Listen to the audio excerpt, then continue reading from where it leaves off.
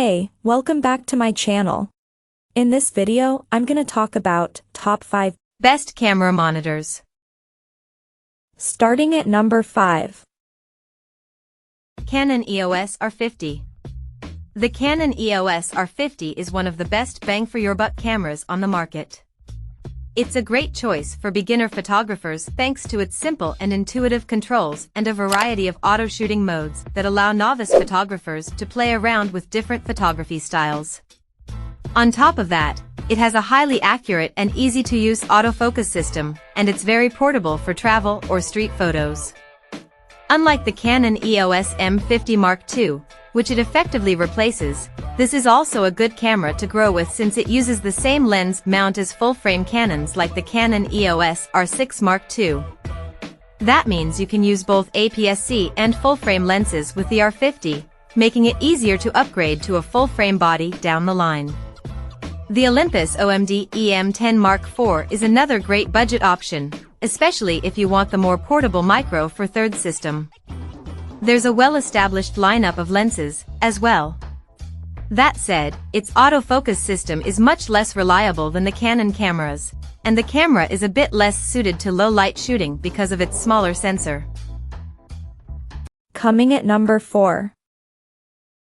Nikon Z50. If the Fujifilm X-S20 is out of your price range, consider an entry-level model like the Nikon Z50.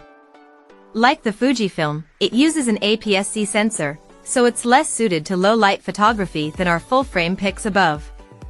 However, it performs admirably in low light for a crop sensor camera and offers plenty for both beginners and more advanced users. For one thing, it's one of the most well-built and comfortable entry-level cameras we've tested, with a weather-sealed body and generous hand grip. Its large viewfinder gives you a clear view of your subject, and the camera has a highly intuitive user interface that's accessible to newcomers. Battery life isn't amazing, however, so if you'd prefer a longer-lasting battery, the Sony Alpha 6400 is better. The Sony also has slightly better autofocus, but the ergonomics and user interface could be better. At number 3. Fujifilm X-S20. Fujifilm knocked it out of the park with the original Fujifilm X-S10, one of the best value APS-C cameras around, yet somehow managed to improve the formula with the Fujifilm X-S20. It's pricier, but it's a fantastic mid-range camera for hybrid shooters. With great ergonomics, an excellent tried-and-true sensor, and an updated autofocus system, it can handle all kinds of photo work. Plus, it records video in 4K at up to 60 frames per second and 6.2K at up to 30 frames per second, with internal 10-bit recording, making this a very impressive video camera. If you're an action photographer, an alternative like the Canon EOS R7 will nab you significantly faster shooting speeds and a slightly more intuitive autofocus system overall. However, it's more expensive, and lens options are still fairly limited for Canon's RF mount, so the X-S20 is the way to go for most shooters. Number 2 of my list.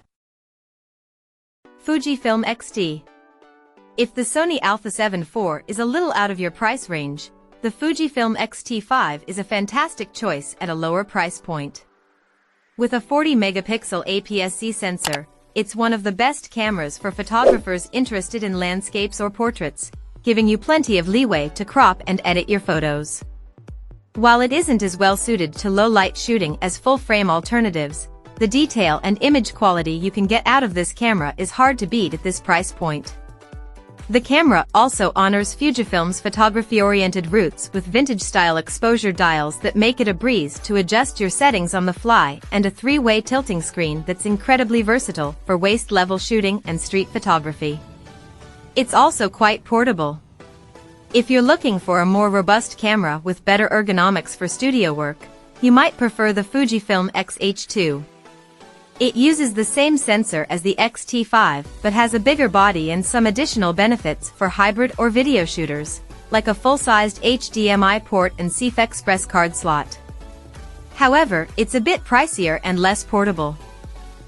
And number 1. Sony Alpha 7 IV. The Sony Alpha 7 IV is the best camera for photography that we've tested. It's a very well-rounded hybrid model that sits just shy of pro territory. With a new, higher-resolution 33MP sensor over its predecessor, the highly popular Sony Alpha 7 III, it captures highly detailed photos with plenty of leeway to crop and make edits. Dynamic range is excellent, and Sony's real-time autofocus continues to set the standard for what AF is capable of. It isn't a perfect camera by any means.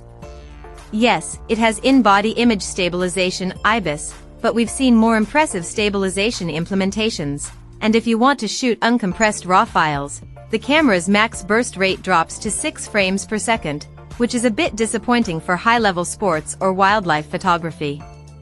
Our previous favorite, the Canon EOS R6 Mark II, has it beat in that respect, with 12 frames per second burst shooting, or up to 40 frames per second in electronic shutter mode.